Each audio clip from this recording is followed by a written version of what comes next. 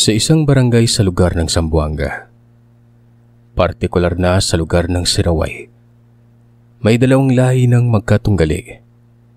Ang lahi ng malakas na albularyo at ang lahi ng kinatatakutang gabunang aswang.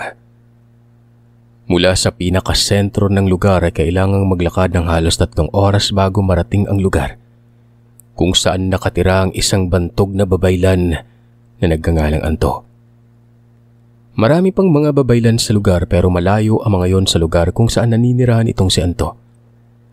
Habang ang katunggali naman itong angkan ng mga aswang na naninirahan 2 bundok ang pagitan mula sa kanyang tahanan. Kung paano nagkabanggaan ng 2 magkatunggaling angkan at kung paano sila pinag-isa ay malalaman natin sa patuloy na pakikinig nitong kwentong ito. Ika-3 linggo sa buwan ng Oktubre. Umiiyak na sa sakit ng tiyan ng buntis na si Remula. Ito ng araw na pinapanganak niya ang panganay na anak nila ng asawang babaylan na si Bisong. Malayo sila sa kabiasnan at sa kapitbahay. Nababalot ng sabulag ang kanilang tahanan para sa kanilang proteksyon laban sa mga aswang. Kahit na sanay na sa pagpapaanak ang babaylan na si Bisong, ay natataranta pa rin ito yung asawa na niya ang manganganak. Magkahalong kaba at tuwa ang kanyang nararamdaman. Sabik na itong makita ang kanyang anak na bunga ng pagmamahalan nilang mag-asawa. Para mapadali ang panganganak ni Remula, hinaplusan niya ng langis na may orasyon ang tiyan at balakang ng ginang. Ang 2 alagang aso nila na sinatapang at liksi ang nagsisilbi nilang bantay sa labas ng kanilang tahanan. Si Bantay ang nasa harap, habang si Liksi naman ang nasa likurang bahagi ng kubo. Kalahating oras pa ang itinagal ng pagpapakasakit ng buntis sa kanyang tiyan bago lumabas ang malusog na sanggol. Kagad na sinalubong ni Bisong ang kanyang anak gamit ang pinagbuhubaran niyang damit na kulay pula. Ang hinubad na kulay pulang damit niya, ang simbolo ng kanyang lakas at katapangan na gusto niyang ipamana sa kanyang anak noon. At ang unang hakbang para dito ay ang pagbalot ng bagong hubad na damit sa mismong katawan ng sanggol na ito.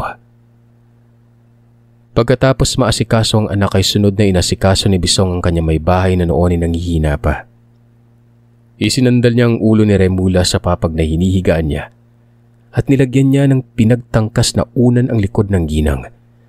Nang sa ganon ay maiayos nito ang kanyang dibdib para makahinga ng maluwag. Sunod na ginawa ni Bisong ay ang pagputol sa pusod ng sanggol at ang pagtali niya dito ng maayos para hindi na dumugo.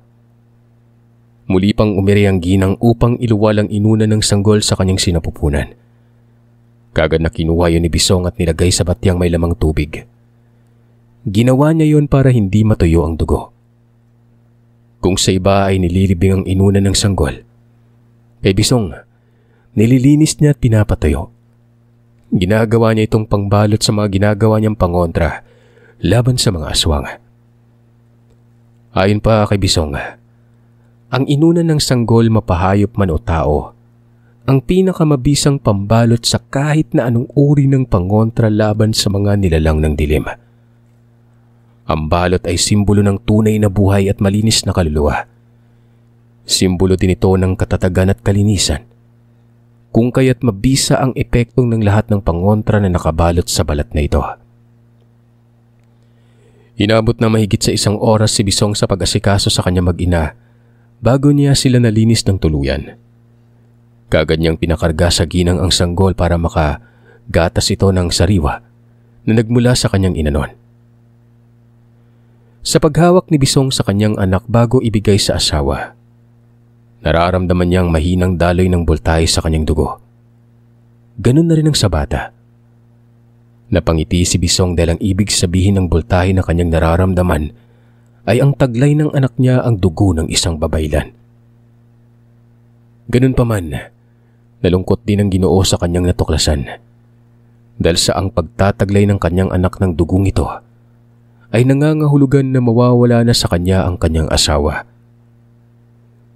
Hindi ordinaryong tao ang asawa ni Bisong. Si Remula ay isang engkantada na nagkatawang tao para magdala ng supling ng isang malakas na babaylan. Malungkot man, wala nang magagawa pa si Bisong kundi tanggapin ang kanyang kapalaran. Ibubuhos niya na lamang ang kanyang atensyon at pagmamahal sa pagpapalaki ng kanyang supling. Maging ang sanggol ay sigurado si Bisong na hindi din ito normal. Sigurado siyang magiging mabilis ang paglaki ng kanyang anak. Kabaliktaran sa paglaki ng mga normal na sanggol. Ihanda mo ng sarili mo bilang ama't ina ng anak natin, Bisong. Hindi na ako magtatagal sa piling ninyo ng ating anak. Nakangiti ngunit malungkot na wika ni Remula. Mapait na ngumiti naman si Bisong habang nagwika sa asawa na siya na'y magpangalan sa napakaganda nilang anak. Tawagin natin siyang pangalang Vida. Bagay ang magandang pangalan ni Vida sa munti nating dalaga. Sagot ni Remula sa kanyang asawa. Ngumiti naman si Bisong habang sumasang-ayon sa ibinigay na pangalan ni Remula sa kanilang anak. Kasunod nito ay ang pagtayo niya at pagluto ng sinabawang manok nang sa ganon ay muling bumalik ang lakas ng asawa. Pero naalala ni Bisong na hindi pala sabaw ng tinolang manok ang makakapagbalik ng lakas nito. Matamis na pulot ng bubuyog ang kailangan ni Remula para bumalik ang sigla niya at lakas ng katawan. Nawala sa isip ni Bisong na isang engkantadang kanyang asawa. Nang maalala niya ito ay kagad na siyang nagpaalam muna saglit sa kanyang asawa noon. Kailangan niya makakuha ng pulot para ipainom kay Remula. Kasalukuyan namang nagpapagatas ang ginang ng kanilang anak. Pagpasok niya sa silid para magpaalam, lumabas si Bisong at dali-daling pumunta sa likurang bahagi ng kanilang kubo. Dati na siyang may nakitang pulot ng pukyutan sa lugar, kaya't doon siya pumunta para manguha. Habang ang dalawa naman nilang aso ay patuloy pa rin sa pagbabantay sa kanilang kubo noon. Mabuti na lamang at madaling araw na nanganak si Remula. Dahil doon ay hindi na nahirapan si Bisong dahil wala ng mga nilalang ng dilim na sumagabal sa kanyang ginagawa. Kaagad din siyang bumalik sa loob ng bahay pagkatapos niya makakuha ng pulot. Isinali nito sa maliit na bote para may iinumin pa si Remula kinabukasan. Isang kutsara naman ang kailangan niya sa isang araw. Pagsapit ng gabi, tila ba doon pa lamang nalaman ng mga nilalang ng dilim na nanganak na ito. Sinusubukan nilang makalapit sa kubo ng mga anak pero malayo pa lamang sila sa lugar. Naaamoy na kaagad sila ng mga alagang aso ni Bisong. Sa bawat pagramdam ng mga aso ng hindi maganda, ay siyang paggawa nila ng ingay. Umaatungal ang dalawang aso na animoy may masamang nilalang ang nasa paligid ng kanilang tahanan. Habang si Bisong naman ay tahimik lamang na nagmamatyag sa paligid nun. Hindi nagtagal ay tumalon si Liksi palabas ng bahay. Pumunta ito sa bukana ng bakuran at doon umatungal. Habang nakaharap sa daanan sa mismong sentro ng kanilang kubo. Hindi naman lumabas si Bisong. Pinapakiramdaman niya lamang kung ano ang nangyayari sa labas. Pero nang nakaramdam na siya na unti-unti nang bumibigat ang hangin sa paligid nun, dali-dali na niyang kinuha ang espesyal na latigo na ginawa niya na gawa pa sa maliit na sanga ng ratan. Nagbitiw si Bisong ng buhay na salita nang sa ganon ay hindi na makapagkubli ang kung anumang uri ng nilalang ang nagmamasid sa kanya. Pero nawala din ang mabigat na presensya. Kaya muling ibinalik ni Bisong ang kanyang latigo sa kanyang lalagyan. Ayon kay Bisong, na ang latigong ratan ay hindi basta-bastang sanga lamang. Binabad niya sa mga espesyal na sangkap ng halamang gamot ang sanga na nababalot ng tinik nun. Pagkatapos maibabad at malapatan ng orasyon, pinatuyo niya ito para gawing latigo. Maayos na natapos ang gabi ng araw na yon. At dahil hindi pangkaraniwang bata si Vida, hindi ito umiiyak. Sa bawat paglipas ng gabi ay ang mabilis na paglaki ng bata. Lumipas ang 1 buwan. Parang katumbas na ng 10 buwan ang paglaki nito. Nakakapaglakad na rin ito at marami ng salita ang kaya niyang banggitin. Pero ang nakapagtataka ay tila ba hindi ito napapansin ng mga tao na nakakakilala sa pamilya. Ang katanungan na yun ay nasagot ng sinabi ni Bisong na ginamitan niya ng mahika mga tao para hindi mapansin kung ano man ang lihim ng kanyang pamilya. Hanggang sa dumating ang araw na nawala na sa mag-ama ang kanilang ilaw ng tahanan. Kusang pumanaw si Remula. Natulog lamang ito ng gabi at hindi na nagising pa. Nung una ay nahanap pa ng mga tao na nagpapagamot kay Bisong si Remula. Pero habang lumilipas ang panahon, kasabay na rin na nakalimutan ng mga tao ang tungkol sa pag-iral niya. Hindi na nila ito hinahanap. Ang nakikita lang nila ay ang bibo at matalinong bata na si Vida noon. Isang araw, may mag-asawang may edad na ang lumapit sa kubo ng mag-ama. Humihingi ng tulong ng lalaki. Ayon sa kanya ay may malubhang karamdaman ng kanyang asawa. Hindi ito kayang pagalingin ng mga doktor kung kaya't naglakas loob siyang lumapit kay Bisong. May nakapagsabi sa akin na isa kang magaling na albularyo kaya naglakas loob akong lumapit na sa iyo, Ginoo. Wika ng lalaki noon. Pero sa halip na sagutin ng lalaki ay tinitigan lang ito ni Bisong habang sumasagot dito ng, "Ganun ba? Sige. Kapag nakapasok ka sa bakuran ko, gagamutin ko yung asawa mo. Hindi lang siya, kundi pati ikaw din." Sagot ni Bisong sa lalaki habang nakangiti nun. Alam ni Bisong na nagpapanggap lamang ng mga normal na tawa mag-asawa. Ganun pa man ay humanga siya sa lalim ng karunungan ng mga ito sa lihim na aral.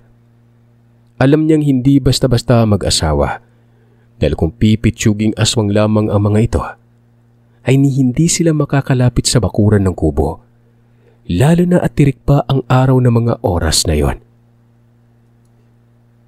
Hindi nagawang sumagot ng lalaki sa tinura ni Bisong.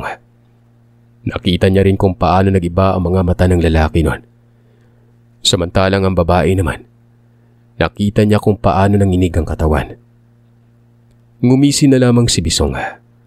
Alam niyang hindi kinakaya ng babae ang sikat ng araw at dahil pumunta na sa bahay nila ang mag-asawang aswang, ay hindi na niya pwedeng pakawalan ng mga ito. Muli siyang nag-usal ng buhay na salita. Sa pagkakataong ito ay pamakong dasal na ang pinakawalan ni Bisong. Kailangan niyang ipako ang mag-asawa nang sa ganon ay mahuli niya ang mga ito kahit nag-iisa lamang siya. Nanghina ang mag-asawang aswang. Hindi makagalaw ang mga ito dahil napapalibutan sila ng mga pangontrang usal. At ngayon naman ay ipinako na sila ni Bisong at pinipilit pang magpumiglas ng dalawa. Pero wala na silang nagawa pa. Hindi nila kayang igalaw ang kanilang katawan. Sumisigaw sila at nagbabaka sakali na may makarinig sa kanila pero walang boses na lumalabas sa kanilang bibig. Muling nagbitiw ng buhay na salita si Bisong. Sa pagkakataong ito ay tuluyan ng nawalan ng buhay ang mag-asawa. Sinamantala na ito ni Bisong. Itinali niya mag-asawa at dinala sa sekretong kubo na nasa likuran ng kanyang tahanan. Walang nakakakita ng kubo na ito. Dito dinadala ni Bisong ang mga nahuhuli niyang mga nilalang ng dilim at karamihan sa mga ito ay aswang. Dito niya tatanggalan ng berto na mag-asawa hanggang sa bumalik na ang mga ito sa pagiging anyong tao nila. Kahit walang malay ang mag-asawa ay nagagawa pa rin ng katawan ng mga ito ang tumugon sa mga orasyon na pinakawalan ni Bisong. Patunay lamang na kung may malay man ang mga ito, mahihirapan siya sa kanyang ginagawa. Umabot ng 5 minuto ang pag-usal ni Bisong ng orasyon bago tuluyang nailuwa ng 2 aswang ang bertud mula sa kanilang sistema. Hindi ito ibon o anumang hayop. Ito ay uri ng laman na gumagalaw-galaw pa. Ganun pa man ay halata na ang panghihina ng laman na yon dahil sa orasyon na pinakawalan ni Bisong. Kaagad niya yung dinakot gamit ang kulay itim na tela na punong-puno ng orasyon. Nang nabalot na ng kulay itim na tela ang mga laman, muli niya itong inusalan ng buhay na salita. Nang nasigurado niyang wala ng lakas ang kung anumang kapangyarihan ng nasa laman na iniluwa ng mag-asawa, ay doon na niya iyon sinunog hanggang sa natupok na ito ng apoy at tuluyan ng naging abo. Samantalang ang katawan naman ng mag-asawa, tuluyan ng bumalik sa anyong tao. Hinayaan lamang niya mga yun sa kubo. Hihintay niyang pagsapit ng gabi nang sa ganon ay madala na ng dalawang aso na sinatapang at liksi ang katawan ng dalawang nilalang sa kabilang bahagi ng kakahuyan kung saan naroroon ang sapa. Ang sapa na yun ay konektado sa isang mataas na talon kung saan kinatatakutan ng maraming tao noon. Maraming nilalang ang naninirahan sa talon na ito at may iba't ibang uri ng hayop na naninirahan sa tubig ang makikita sa nasabing sapa na naging sanhi para katakutan ito ng mga tao na napapadpad sa lugar. Nang hapon na yun ay may pumunta pa sa kubo nila Bisong para magpagamot. Simpleng hilot lang naman ang ginawa niya. Hindi naman nangangailangan ng lihim na karunungan ng sakit ng nagpagamot sa kanya. Simpleng pilap lang ang nangyari. At ang iba nitong nararamdaman sa katawan ay nangangailangan ng siyentipikong gamutan. Sumapit ang gabi. Doon ay inutusan ni Bisong sinatapang at liksi na dali na ang katawan ng dalawang aswang sa ilog. Sinunod naman ng dalawang asong iniutos ni Bisong sa kanila. Habang hinihintay ni Bisong ang pagbabalik ng dalawa, pinapanood niyang noon ay lumalaki ng kanyang anak. Bata pa lang ay nakikitaan na niya ng kaibahan ng kanyang anak kaysa sa iba. Mabilis makaintindi si Vida. Nakakaintindi ito ng iba't ibang lingwahe kahit pa walang tumuturo sa kanya. Alam din ni Vida kung nagpapanggap lamang ba ang kanyang kaharap o hindi kaya ay nagsisinungaling. At kung minsan ay nakikita niya rin ang pag-iba-iba ng kulay ng mga mata ni Vida. Hindi na ito pinagtaka ni Bisong. Alam na nito ang kakayahan ng kanyang anak. At alam niya rin na maaari pang mas magkaroon pa ito ng kaalaman sa lihim na aral. Kaalaman na mas higit pa sa kanya. At yun ang kailangang paghandaan ni Bisong. Kailangan ng anak niya ng gabay at pagpapaintindi sa kanya sa mga bagay na nangyayari. Hindi naman nagtagal ang pagmumuni-muni ni Bisong. Dumating na ang dalawang aso. May dalang baboy ramo ang mga ito na alam ni Bisong na nahuli na naman ng dalawa sa kagubatan. Kayo talaga. Hindi pa naubos ang una niyong nahuli meron na naman. Wika nito. Tahimik namang nagsiupo ang dalawa habang ang mga mata nito ay nakatutok sa noon ni natutulog na bata. Kinabukasan madilim pa lang. Abala na si Bisong sa pagkatay ng nahuling baboy ramo ng kanyang mga alaga noon. Mabuti na lamang at mabilis niya rin itong natapos kung kaya't nakapaghanda na siya ng almusal bago pa nagising ang kanyang anak. Kakatapos lamang mag-almusal na mag-ama nang may dumating na panauhin. Humihingi naman ito ng tulong para sa kanyang anak na hindi nila alam kung anong nangyari. Kagad na pinatuloy ni Bisong ang mga ito sa balkonahe ng kanyang kubo. Sinuri niya ang bata at doon ay nakita niya ang kawalan na ng kulay ng mga kuko nito. Kumuha siya ng tubig. Tinunawan niya yun ng asin at sinabayan ng orasyon. Pinainom niya ang tubig sa binatilyo na noon ay nanghihina na. Habang iniinom ng binatilyo ang tubig ay tuloy pa rin sa pag-uurasyon si Bisong hanggang sa dahan-dahan nang bumalik ang ulirat ng binatilyo. Sa tabi ng upuan ay naroroon si Vida kasamang ama't ina ng binatilyo. Walang ano-ano ay nagwika si Vida na siyang ikinagulat ng lahat maging ang magulang ng binatilyo. Nilason siya, Papa. Lola ng kaklase niya yung naglason. Inosenteng wika niya. Nakatayo lamang ito sa tabi at pinapanood ang ama na ginagamot ang binatilyo. Nagulat ang mga magulang ng binatilyo maging si Bisong. Nilingon niya ang anak para sana tanungin kung paano nito nalaman na nilason. Pero ibinaling na ni Vida ang kanyang atensyon sa dalawang aso na kanilang alaga. Kinakausap pa ito na mag-asawa pero hindi na sila pinapansin ng bata. Dahil doon, sinabihan na lamang sila ni Bisong na wag nang pansinin ng bata noon. Hindi pa nito alam kung ano mga lumalabas sa bibig niya. Dahilan ni Bisong para hindi kulitin na mag-asawa ang batang si Vida. Habang ginagamot ni Bisong ang binatilyo ay lumabas ng kubo si Vida kasama ang dalawang aso. Sinundan na lamang ito ng ginang na babae dahil nag-aalala siya sa bata. Walang kasama si Vida maliban sa dalawang alaga. Hindi na lamang kumibo pa si Bisong. Pero napapangiti ito. Hindi alam ng ginang kung ano ang kakayahan ng kanyang anak at ng dalawang aso na kasama.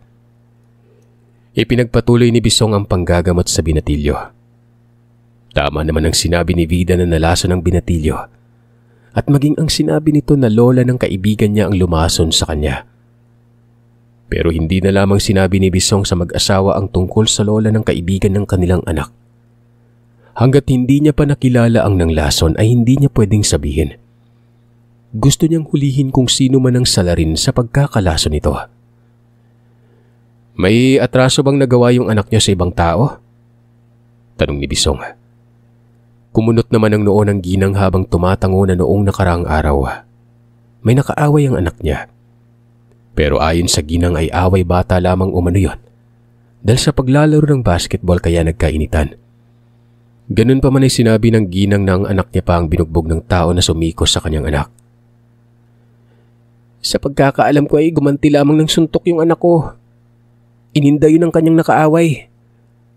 Sagot ng magulang. Nakita ni Bisong na hindi naman nagsisinungaling ang ginang kaya tumango na lamang ito sa sinabi niya. Maya't maya ang pag-usal ni Bisong ng orasyon at inihip sa bunbunan ng binatilyo. Hindi nagtagal ay kumilos ng binatilyo at nag-akma itong nagsusuka hanggang tuluyan na nga itong dumuwal. Kaagad na nilagay ng Ginoo ang lumang palanggana sa sahig na sinusukahan ng binatilyo. Doon ay niluwa ng binatilyo ang mga maliliit na animoy balahibo ng hayop nun. Kasama din sa niluwa ng binatilyo ang kulay berdeng dahon na animoy tinadtad ng pino. Napailing na lamang si Bisong. Hindi niya inakala na balak talagang patayin ng kung sino mang manlalason ang nanglason sa binatilyo. Maging ang mag-asawa ay natakot nang nakita nila ang nangyari sa kanilang anak. Kung kaya't panay ang pasalamat nila kay Bisong dahil sa nagawa nitong paggamot at pag-alis sa lason na nasa katawan ng binatilyo. Bago sumapit ang hapon, unti-unti nang nakakabawi ang binatilyo sa pagsusuka. Muli nang lumakas ang katawan nito at muli nang bumalik ang kanyang diwa. Nang tuluyan nang bumalik ang diwa ng lalaki ay doon na ito tinanong ni Bisong tungkol sa nangyari. Kung ano at paanong nalason siya nang hindi niya nalaman nun. Umiling naman ang binatilyo dahil hindi niya alam kung ano ang totoong dahilan kung bakit ganun na lang katindi ang galit ng nakaengkwentro niyang lalaki. Tinanong ni Bisong ang binatilyo kung may nakain ba siya o nainom pagkatapos nilang maglaro ng basketball. Tumango ito. Ayon sa kanya ay uminom sila ng palamig sa tindahan na malapit lang sa basketballan kung saan sila nakipaglaro. At habang umiinom sila ng palamig ay dumaan sa harap nila ang lalaki na nakaengkwentro niya kasama ang mga kasama nito na bumili din ng palamig nun. Nakita ni Bisong na hindi ito nagsisinungaling. Bago umuwi ang magpamilya, inabutan nila ng konting halaga si Bisong pero tinanggihan ito ng Ginoo. Humingi lamang ito ng 3 pisong barya. Pang-alay lamang ang barya sa mga engkanto na tumutulong sa kanyang panggagamot. Hindi na nagpumilit pa mag-asawa na magbigay ng pera. Nagpasalamat na lamang sila kay Bisong bago tuluyang umalis. Samantalang si Bisong naman ay tinuon ang atensyon kay Vida. Nang sumapit ng takip silim ay niyaya na ni Bisong ang anak na kumain na ng hapunan. Pero tila ba hindi ito alintana ni Vida. Animoy masyado itong abala sa kung anuman ang kanyang tinitingnan sa labas ng kanilang bakuran. Habang ang dalawa nilang aso na sinatapang at liksi, nakatayo sa tabi ng bata habang umaangil. Animoy pinapakalma naman ni Vida ang mga ito sa pamamagitan ng pag-aplos sa likod na alaga nila. Nakuryoso si Bisong kaya nilapitan niyang anak. Nagulat pa siya nang nagwika si Vida ng, May nagmamasid sa bahay natin, Tay. May alagad ng dilim sa hindi kalayuan. Animoy matanda ng tinura ni Vida ito. Napatingin si Bisong sa labas. Inaaninag niya kung ano ang nakikita ng anak.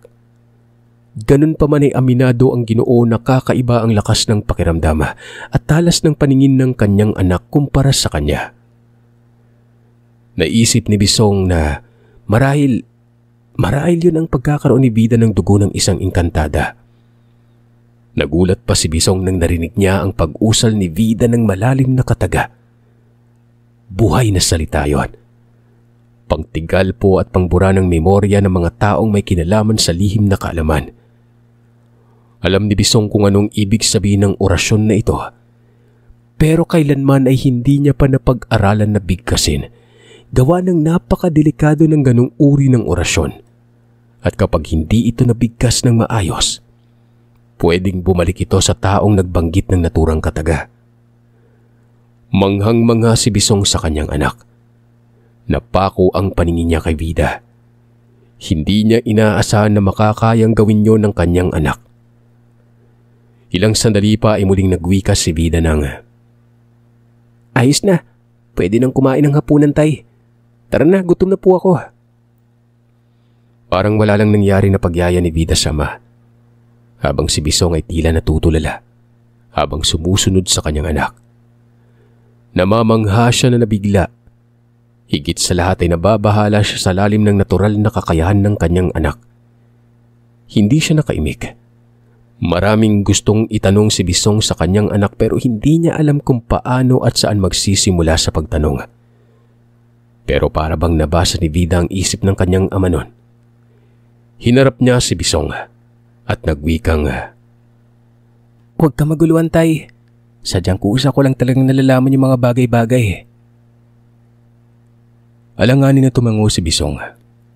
Hindi niya alam kung ano magiging reaksyon sa sinabi ni Vida. Sinabihan din siya ng bata na huwag kalimutan ni Bisong na may dugo siyang engkantada. Ganun pa man ay sinabi ni Vida kay Bisong na huwag itong mag-alala dahil kahit mas lamang ang kanyang dugong engkanto kaysa dugo ng isang manggagamot, hindi niya iiwanan si Mang Bisong. Sa unang pagkakataon ay hindi maiwasang tumulo ang luha ni Bisong. Hindi niya lubos maisip na parang matanda na mag-isip ang anak niya na kung tutuusin ay mahigit 1 taong gulang pa lamang. Ganun pa man ay nagpapasalamat din siya na hindi na siya nahirapan pa sa pagpapalaki dito. Maayos na natapos ang mag-ama sa pagkain ng kanilang hapunan. Nagpaalam na ang bata na papasok na muna ito ng silid kung saan naroroon ang mga libro patungkol sa lihim na karunungan. Pumayag naman yung tatay. Gagawa na rin naman siya ng langis at gamot na ginagamit niya noon sa mga lumalapit sa kanya kung kaya't mas mainam na may pinagkakaabalan si Vida. Kagaya ng bahay ng mga matataas na uri ng babaylan, kubo lamang kung tingnan sa labas ang bahay ng mag-ama, lalo na sa mga normal na tao. Ang tanging nakikita nila ay ang normal na kubo na kadalasang makikita sa bundok. Pero sa mata naman ng mga tao na bihasa sa lihim na karunungan, hindi basta-basta ang bahay ng mag-ama. Gawa ito sa pulidong kahoy na nara. Matibay at nababalot ng pangontrang paligid. Hindi din pipitsuging engkanto lang ang gabay ng mag-ama. Mga kawal na nagmula sa mataas na antas ng engkanto ang kanilang bantay. Sitapang at liksi.